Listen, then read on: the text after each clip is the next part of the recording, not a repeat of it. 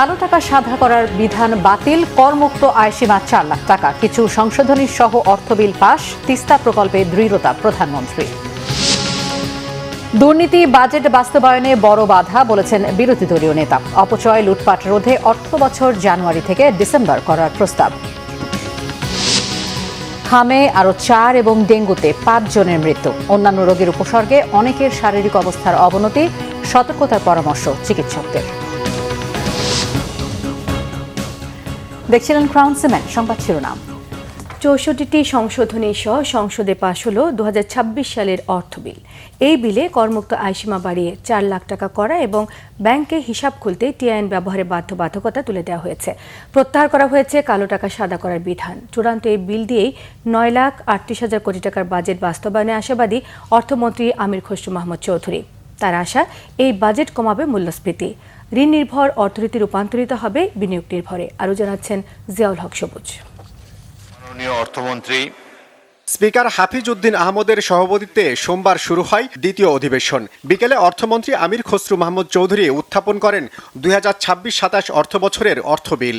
আমি আমির খসরু মাহমুদ চৌধুরী, অর্থমন্ত্রী। বাজেটের খুঁটিনাটি বিশ্লেষণের জন্য সংসদ সদস্যদের ধন্যবাদ ও কৃতজ্ঞতা জানিয়ে অর্থমন্ত্রী বলেন, অনিশ্চয়তা সত্ত্বেও নতুন বাজেটের পদক্ষেপ দিয়েই ঘুরে দাঁড়াবে অর্থনীতি।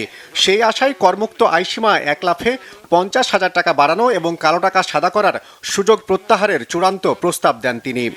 জিরো কুপন বন্ডের আয়কে করমুক্ত রাখার প্রস্তাব করছি।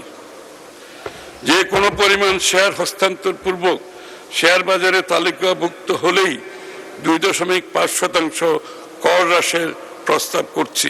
লিস্টেড বা নন লিস্টেড যে কোনো কোম্পানি তাদের সকল লেনদেন ব্যাংকিং চ্যানেলে সম্পাদন করলে অতিরিক্ত 2.5% কর সুবিধা প্রদানের প্রস্তাব করছি।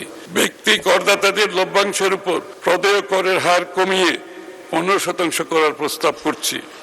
মিউচুয়াল ফান্ডের বিনিয়োগের উপর কর রেয়াত প্রাপ্তির ক্ষেত্রে 5 লাখ টাকার বিনিয়োগ সীমা প্রত্যাহারের প্রস্তাব করছি। অর্থমন্ত্রী জানান, তিনি যেসব পদক্ষেপ নিয়েছেন তাতে ধাপে ধাপে কমবে মূল্যস্ফীতি। সরকারের পরিচালন খরচ কমিয়ে বাড়ানো হবে উন্নয়ন। আমাদের সরকারের গৃহীত উদ্যোগসমূহের কারণে রাজস্ব ব্যবস্থাপনায় গতি আসার ফলে ইতিমধ্যেই শুধুমাত্র এনবিআর রাজস্ব আদায় প্রথমবারের মতো 4 লক্ষ কোটি টাকার মাইলস্টোন অতিক্রম করেছে মাননীয় স্পিকার। এটা আরো বাড়বে মাননীয় স্পিকার। আমরা আশাবাদী যে উল্লেখিত পদক্ষেপ সমূহ বাস্তবায়নের মাধ্যমে ব্যবসা বাণিজ্যে গতিশীলতা বৃদ্ধি পাবে এবং আগামী বছরের জন্য এনবিআর এর জন্য নির্ধারিত রাজস্ব লক্ষ্যমাত্রা চ্যালেঞ্জিং হলেও তা অর্জন করা সম্ভব হবে। অর্থমন্ত্রী জানান, 2026 সালের মে মাস পর্যন্ত দেশে বিদেশে প্রায় 72,000 কোটি টাকার সম্পদ জব্দ বা ফ্রিজ করা হয়েছে। সরকার আন্তর্জাতিক মুদ্রা তহবিলের কাছ থেকে খালি হাতে ফিরেছে, এমন সমালোচনারও জবাব দেন তিনি। সরকার আইএমএফ হতে শূন্য হাতে ফেরেনি, বরং ফেসিবাদী সরকারের সময়ে গৃহীত প্রোগ্রামের কিছু কিছু শর্ত দেশ ও জনগণের স্বার্থ বিবেচনায় আমাদের কাছে গ্রহণযোগ্য মনে না হওয়ায় আমরা উক্ত প্রোগ্রাম থেকে নিজেরাই বেরিয়ে এসেছি। মাননীয় স্পিকার, আমরা দেশ ও জনগণের স্বার্থ বিবেচনায় রেখে আইএমএফ এর সাথে আলোচনা ক্রমে নতুন প্রোগ্রাম গ্রহণ করব। পরে অর্থমন্ত্রী আনুষ্ঠানিকভাবে অর্থ বিল উত্থাপন করলে তা কণ্ঠভোটে পাশ হয়। অর্থ বিল 2026 সংসদে স্থিরীকৃত আকারে পাশ করা হোক। যারা এই প্রস্তাবের পক্ষে আছেন তারা হ্যাঁ বলুন, যারা এই প্রস্তাবের বিপক্ষে আছেন তারা না বলুন। হ্যাঁ জয়যুক্ত হয়েছে, হ্যাঁ জয়যুক্ত হয়েছে, হ্যাঁ জয়যুক্ত হয়েছে। অতএব সংসদে স্থিরীকৃত আকারে অর্থ বিল 2026 পাশ হলো। জিয়াউল হক সবুজ, বাংলা ভিশন, ঢাকা। এর আগে প্রস্তাবিত বাজেটকে জীবন বান্ধব উল্লেখ করে সংসদের নেতা ও প্রধানমন্ত্রী তারেক রহমান বলেছেন, অতীতের দিকে না তাকিয়ে সামনে এগিয়ে যেতে চান। তিনি বলেন, প্রস্তাবিত বাজেটে 3টি বিষয়ে জোর দেওয়া হয়েছে: নিম্ন আয়ের মানুষকে সামাজিক সুরক্ষা দেয়া, অর্থনীতিকে ধীরে ধীরে শৃঙ্খলায় ফিরিয়ে নিয়ে আসা এবং বিনিয়োগ, উৎপাদন ও কর্মসংস্থানের চাকা শুধু সচলই নয়, বেগবান করা। সংসদ নেতা বলেন, পুনরুদ্ধার, উৎপাদন এবং পুনর্গঠন, এই 3 কৌশলে অর্থনীতিকে বাস্তবায়ন করতে চায় সরকার। আহমেদ সারওয়ারের রিপোর্ট। সংসদে প্রস্তাবিত বাজেটের উপর আলোচনায় সংসদ নেতা ও প্রধানমন্ত্রী তারেক রহমান বলেন, বাজেট আলোচনায় বিভিন্ন বিষয়ে ঐক্যমত দ্বিমত হয়েছে, কিন্তু দেশের মানুষের সামনে তারা একটি আশা তুলে ধরতে পেরেছেন। আমার মনে হয় ধীরে ধীরে আমরা জাতির সামনে মনে হয় একটি আশার আলো তুলে ধরতে সক্ষম হয়েছে। অতীত কি হয়েছে, ভালো মন্দ কি হয়েছে, আমি সেই ডিবেটে আর যাব না। আমাদেরকে অবশ্যই সামনে চলতে হবে। এই বাজেটকে আমি একটি নামকরণ দিতে চাই, সেটি হচ্ছে জীবন বান্ধব বাজেট। যেই বাজেটটি শ্রেণী পেশা সমাজের সকল মানুষ কিছুটা হলেও স্বস্তির শ্বাস ফেলতে পারে। নিত্য প্রয়োজনীয় বলতে যা আমরা সাধারণত বুঝে থাকি, এরকম 61 পণ্যের উপর বলা যায় সম্পূর্ণভাবে আগে যা ট্যাক্স ছিল সেগুলো প্রত্যাহার করে নেওয়া হয়েছিল। আমরা অতীতে খেয়াল করেছি যে বাজেট উপস্থাপনের আগে এবং বাজেট উপস্থাপনের পরে দুদিক দিয়েই অনেক নিত্য প্রয়োজনীয় জিনিসের দাম হঠাৎ করে কোনো কারণ ছাড়া বেড়ে যেত। তবে আলহামদুলিল্লাহ, আল্লাহর রহমতে এবছর আমরা সেরকম কোনো দৃশ্য দেখিনি। সংসদ নেতা বলেন, গত 17 বছরে দেশের উৎপাদন ও বিনিয়োগ স্থবির হয়ে গিয়েছিল। মূল্যস্ফীতির কারণে কি হয়েছে জনগণ তা টের পেয়েছে। তিনি বলেন, তার সরকার সংকটের কথা অস্বীকার করতে চান না, আবার এটিকে অজুহাত বানাতে চান না। বিভিন্ন অর্থনৈতিক সংকট, দুর্নীতি, পাচার সবকিছুকে সামনে রেখেই এই বাজেট আমাদেরকে প্রণয়ন করতে হয়েছে। 12 ফেব্রুয়ারি অবাধ এবং সুষ্ঠু নির্বাচনের মাধ্যমে বাংলাদেশের মানুষ আমাদেরকে দায়িত্ব অর্পণ করেছে। আমরা একটি গণতান্ত্রিক, মানবিক এবং কল্যাণমূলক রাষ্ট্র গঠনের লক্ষ্য নিয়ে 2026 এবং 27-এর অর্থ বছরের বাজেট প্রণয়ন করছি। দরিদ্র, নিম্ন আয় এবং ঝুঁকিগ্রস্ত মানুষের সামাজিক সুরক্ষা নিশ্চিত করে জীবনযাত্রার যে বোঝা সেটিকে যতটুকু সম্ভব লাঘব করা।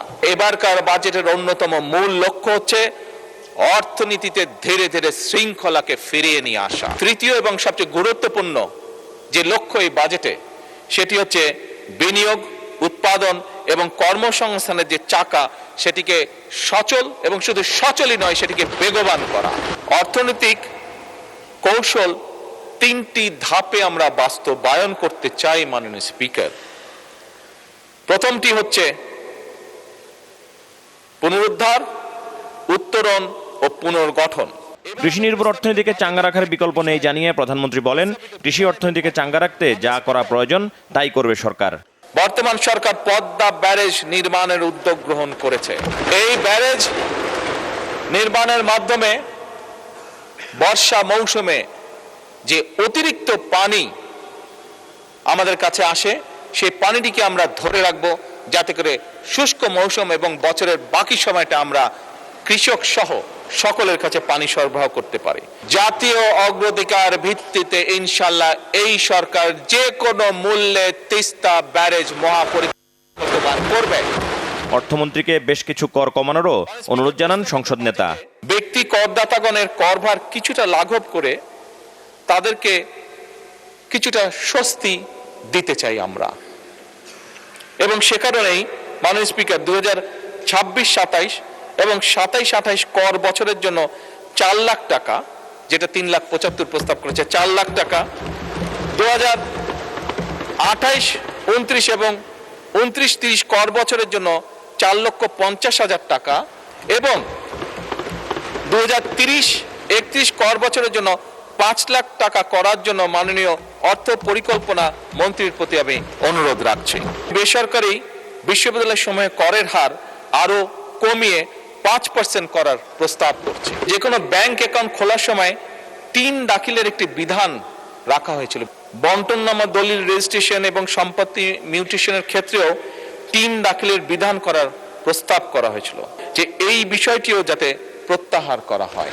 সরকারি দল এবং বিরোধী দল মিলেমিশে দেশকে এগিয়ে নিয়ে যাবার আহ্বান জানান সংসদ নেতা ও প্রধানমন্ত্রী তারেক রহমান।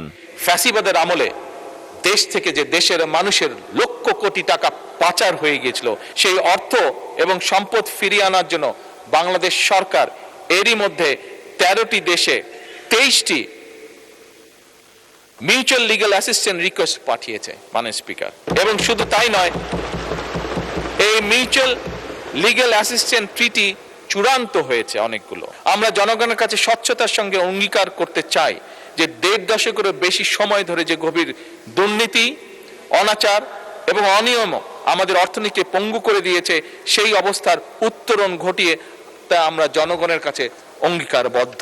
আমাদের মধ্যে মতভেদ থাকতেই পারে, কিন্তু দেশের অর্থনীতি পুনরুদ্ধার, জনগণের কষ্ট লাঘব, আর্থিক খাতে শৃঙ্খলা প্রতিষ্ঠা, আস্থা ফেরানো, কৃষক, শ্রমিক, তরুণ, নারী, প্রবাসী উদ্যোক্তাদের জন্য সৃষ্টি তৈরি এবং গণতান্ত্রিক প্রতিষ্ঠান শক্তিশালী করার প্রশ্নে আমরা সকলে ইনশাল্লাহ ঐক্যবদ্ধ থাকব। জুলাই সনদকে সামনে রেখে সংবিধান সংশোধনে সংসদের ভিতরে এবং বাইরে ঐক্যবদ্ধভাবে কাজ করার আহ্বান জানান সংসদ নেতা তারেক রহমান। আসসালামু আলাইকুম। আহমেদ সরোয়ার, বাংলা ভিশন, ঢাকা। জাতীয় সংসদে বিরোধী দলীয় নেতা ও জামায়াত ইসলামের আমির ডাক্তার শফিকুর রহমান বলেছেন, বাজেট বাস্তবায়নের সবচেয়ে বড় বাধা হচ্ছে দুর্নীতি। সংসদে দেয়া দীর্ঘ 1 ঘন্টার ভাষণে তিনি অপচয়, দুর্নীতি, লুটপাট রোধে অর্থবছর জানুয়ারি থেকে ডিসেম্বর করার প্রস্তাব দেন। ওমর ফারুক রিপোর্ট। বিষয়গুলো দেখা সংসদে বাজেট আলোচনায় দুর্নীতিমুক্ত প্রশাসন, শিক্ষা ও স্বাস্থ্য খাতে অধিক বিনিয়োগ এবং পাচার অর্থ ফেরত আনা সহ বিভিন্ন দিক তুলে ধরেন বিরোধী দলীয় নেতা ডাক্তার শফিকুর রহমান। এখানে তাদের কিছু আশঙ্কা আছে। কার্যকর সংসদীয় চর্চার জন্য সরকারি দল ও বিরোধী দলের মধ্যে পারস্পরিক শ্রদ্ধা ও সম্মানের সংস্কৃতি গড়ে তোলা জরুরি বলেও মন্তব্য করেন বিরোধী দলীয় নেতা। সরকারি দলকেও বিরোধী দলকে সম্মান করার মানসিকতা থাকতে হবে, আর বিরোধী দলেরও সঙ্গত সকল ব্যাপারে সরকারকে সহযোগিতা করার মানসিকতা থাকতে হবে। বিরোধী দলের কাজ হচ্ছে ওয়াচ ডগের কাজ করা। তারা তীক্ষ্ণ দৃষ্টিতে দেখবে এই বাজেটের মাধ্যমে জনকল্যাণের পরিবর্তে কোথাও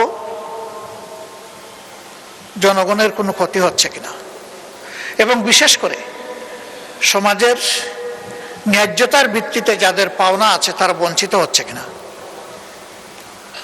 এবং কোনো জায়গায় জনগণের অর্থের অপচয়ের প্রস্তাবনা আছে কিনা, এই বিষয়গুলো দেখা মূলত বিরোধী দলের কাজ।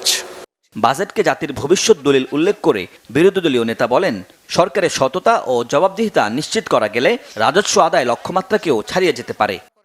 আমাদের দেশে যারা ইনকাম ট্যাক্স দিয়ে থাকেন, আয়কর দিয়ে থাকেন, তারা 3টা ট্যাক্স দেন।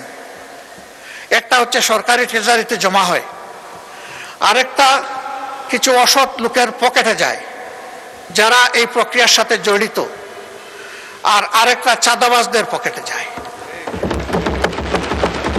এরকম যারা আয় করেন তাদেরকে যদি নিশ্চয়তা দেওয়া হয় ট্যাক্স শুধু একটাই হবে, দ্বিতীয়টা আর তৃতীয়টা থাকবে না, তাহলে আমি বিশ্বাস করি স্বপ্রণোদিত হয়ে এই সমস্ত ব্যবসায়ীরা আরো বেশি ট্যাক্স দিতে তারা আগ্রহী হবে। অর্থ পাচার নিয়ে উদ্বেগ জানিয়ে তিনি বলেন, পাচার হওয়া অর্থ ফিরিয়ে আনা গেলে বাজেট ঘাটতি অনেকটাই কমে আসবে। এ সময় শিক্ষা জাতীয়করণের ক্ষেত্রে স্বল্প, মধ্য ও দীর্ঘমেয়াদী পরিকল্পনা গ্রহণের পাশাপাশি বরাদ্দ বাড়ানোর আহ্বান জানান তিনি। আমরা সবাই বলছি আমাদের 28 লক্ষ কোটি টাকা 15.5 বছরে বিদেশে লন্ডার করা হয়েছে, পাচার করা হয়েছে। সেই পাচার করা অর্থ কিভাবে ফিরিয়ে আনা হবে এই বাজেটে তার কোনো গাইডলাইন নাই, কোনো প্রস্তাবনা নাই। ওই পাচারকৃত অর্থের 9 ভাগের 1 ভাগ 26-27 অর্থ বছরে যদি আমরা ফিরিয়ে আনতে পারি, যদি সেই উদ্যোগ নেওয়া হয়, তাহলে আমাদের কোনো বাজেট ঘাটতি থাকবে না। বরাবরই রাজনৈতিক আনুগত্যকে প্রাধান্য দেওয়ার কারণে, নিজেদের ইচ্ছা অনিচ্ছার লালন পালন করার কারণে আমাদের শিক্ষা পিছিয়ে যাচ্ছে। কোথায় গিয়ে থাকবে আল্লাহ ভালো জানে। থামাতে হবে, আর পিছনের দিকে যেতে দেওয়া যাবে না। এখন একটা জায়গা থেকে শুরু করে সামনে এগিয়ে যেতে হবে। এ সময় হাসপাতালের প্রসঙ্গ টেনে শফিকুর রহমান অবকাঠামো সংস্কার এবং প্রয়োজনীয় চিকিৎসা যন্ত্রপাতি সরবরাহে সরকারের প্রতি বিশেষ গুরুত্ব দেওয়ার আহ্বান জানান। এবং একই সাথে সরকারি দল বিরোধী দল সবাইকে অবহিত। ওমর ফারুক, বাংলা ভিশন, ঢাকা। মূলত বিরোধী দেশের 29,000-এরও বেশি মাধ্যমিক পর্যায়ের শিক্ষা প্রতিষ্ঠানে বৃক্ষরোপণ কর্মসূচি উদ্বোধন করেছেন প্রধানমন্ত্রী তারেক রহমান। বিএনপির নির্বাচনী ইশতেহারে ঘোষিত 5 বছরে 5 বছরে 25 কোটি গাছের চারা রোপণের লক্ষ্যমাত্রা বাস্তবায়নে এই উদ্যোগ। প্রধানমন্ত্রী দেশের তরুণ প্রজন্মকে বিজ্ঞান, প্রযুক্তি, গবেষণা ও উদ্ভাবনের মাধ্যমে একটি জ্ঞান ভিত্তিক টেকসই বাংলাদেশ গড়ে তোলার আহ্বান জানান। রিপোর্ট সিকান্দার রিমানের। রাজধানীর বাংলাদেশ চীন মৈত্রী আন্তর্জাতিক সম্মেলন কেন্দ্রে বৃক্ষরোপণের মাধ্যমে আনুষ্ঠানিকভাবে দেশের 29,000-এরও বেশি মাধ্যমিক পর্যায়ে শিক্ষা প্রতিষ্ঠানে বৃক্ষরোপণ কর্মসূচির উদ্বোধন করেছেন প্রধানমন্ত্রী তারেক রহমান। এ সময় তার সহধর্মিণী ডক্টর জুবাইদা রহমানও ছিলেন। একই সঙ্গে প্রধানমন্ত্রী জাতীয় স্টার্টআপ বিজ্ঞান প্রকল্প ও উদ্ভাবনী আইডিয়া প্রদর্শনীরও উদ্বোধন করেন। পরে তিনি প্রদর্শনীতে অংশগ্রহণকারী শিক্ষার্থীদের বিভিন্ন বিজ্ঞান প্রকল্প, স্টার্টআপ উদ্যোগ, উদ্ভাবনী আইডিয়া পরিদর্শন করেন।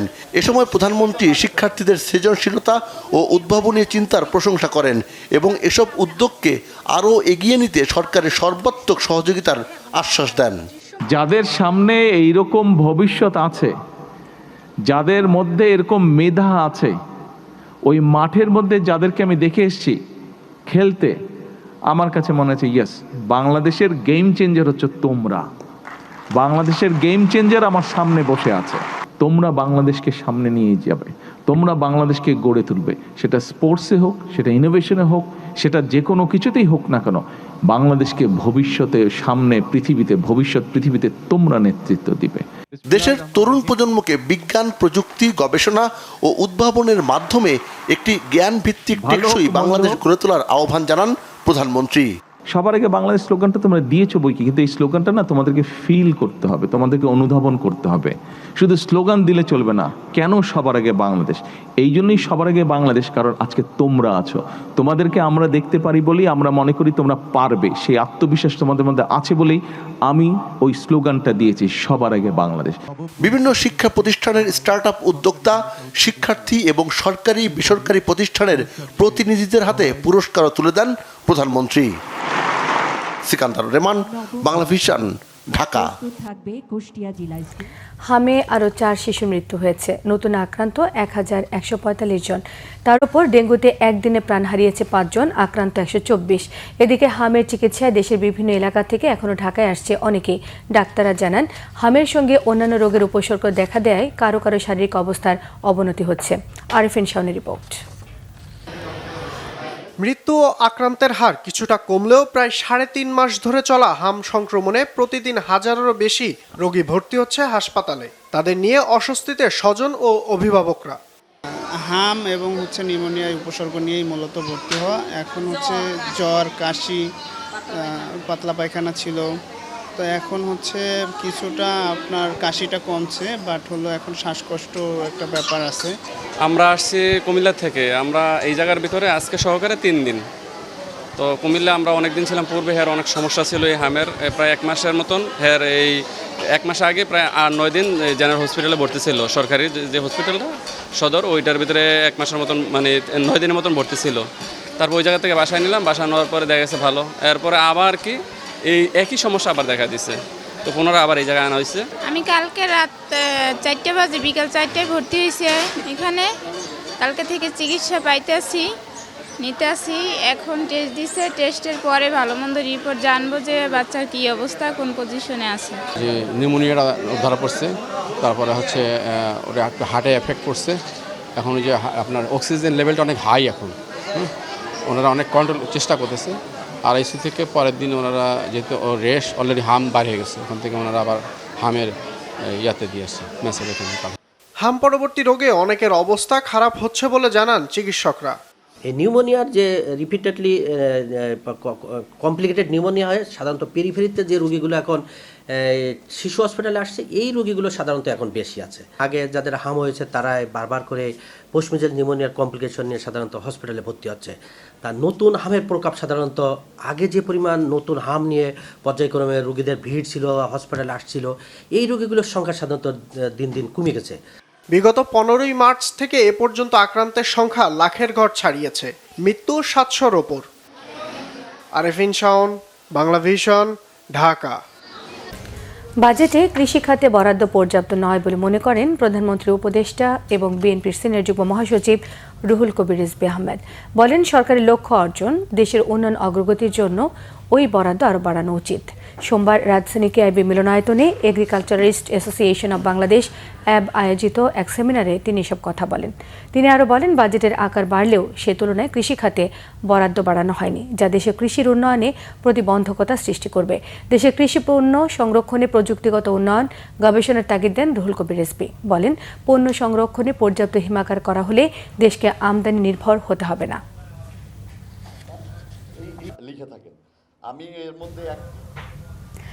জুলাই সনদ, বিচার ও গণভোট বাস্তবায়নে দেশব্যাপী 1 জুলাই থেকে জনপথে মাসব্যাপী কর্মসূচি পালন করবে জাতীয় নাগরিক পার্টি এনসিপি। সোমবার সন্ধ্যায় বাংলা মোটরে এনসিপির অস্থায়ী কার্যালয়ে সংবাদ সম্মেলনে এই কর্মসূচি ঘোষণা করেন এনসিপির দক্ষিণাঞ্চলের মুখ্য সংগঠক হাসনাত আব্দুল্লাহ। তিনি জানান, জুলাইকে পুনর্মঞ্চায়ন ও পুনরুজ্জীবিত করা হবে। সেই লক্ষ্যে জুলাই পুনর্জাগরণ বাস্তবায়ন কমিটি দেশের জেলা উপজেলা পর্যায়ে জুলাই পদযাত্রা করবে। ব্যানার ফেস্টুনে ফুটিয়ে তোলা হবে জুলাইকে। এছাড়া ফুটবল ম্যাচ ও নারীদের নিয়ে সাংগঠনিক নানা কর্মসূচি পালন করা হবে। সকল শহীদ ও আহত জুলাই যোদ্ধাদের বাসায় যাওয়া হবে বলেও জানান হাসনাত আব্দুল্লাহ। সংবাদ সম্মেলনে আরও উপস্থিত ছিলেন এনসিপির সিনিয়র যুগ্ম আহ্বায়ক আরিফুল ইসলাম আদিব ও যুগ্ম আহ্বায়ক আলী আহসান জুনায়েদ।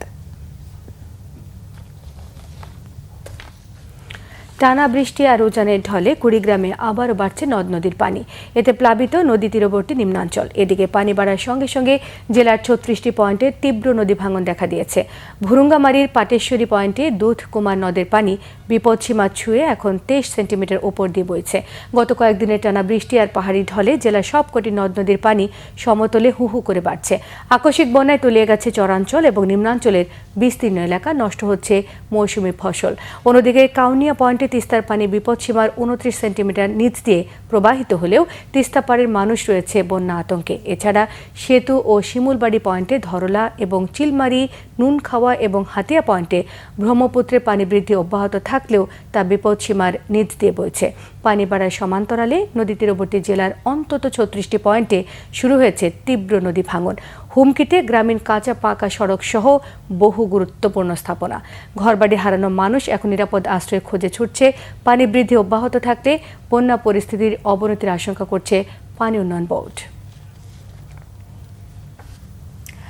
দেশবরেণ্য চিত্রশিল্পী 21শে পদকপ্রাপ্ত মোস্তফা মনোয়ারের প্রথম জানাজা হবে মঙ্গলবার বিটিভি ভবনে। এরপর সর্বসাধারণের শ্রদ্ধা নিবেদনের জন্য কেন্দ্রীয় শহীদ মিনারে মরদেহ রাখা হবে। বাদ জোহর ঢাকা বিশ্ববিদ্যালয়ের কেন্দ্রীয় মসজিদে মোস্তফা মনোয়ারের দ্বিতীয় জানাজার পর তার মরদেহ নেওয়া হবে চারুকলা অনুষদে। নিউমোনিয়া আক্রান্ত হয়ে গত 14 জুন রাজধানীর একটি হাসপাতালে ভর্তি করা হয় মোস্তফা মনোয়ারকে। অবস্থার অবনতি হলে সোমবার সকাল 8:30টার দিকে শেষ নিঃশ্বাস ত্যাগ করেন তিনি। প্রখ্যাত কবি গোলাম মোস্তফার ছেলে মোস্তফা মনোয়ার। দীর্ঘ কর্মজীবনে চিত্রকলা, শিশুতোষ, অনুষ্ঠান নির্মাণ, টেলিভিশন ও সাংস্কৃতিক অঙ্গনে অসামান্য অবদান রেখেছেন তিনি। শিল্প ও সংস্কৃতিতে বিশেষ অবদানের স্বীকৃতি হিসেবে 2004 সালে তাকে 21শে পদক দেওয়া হয়।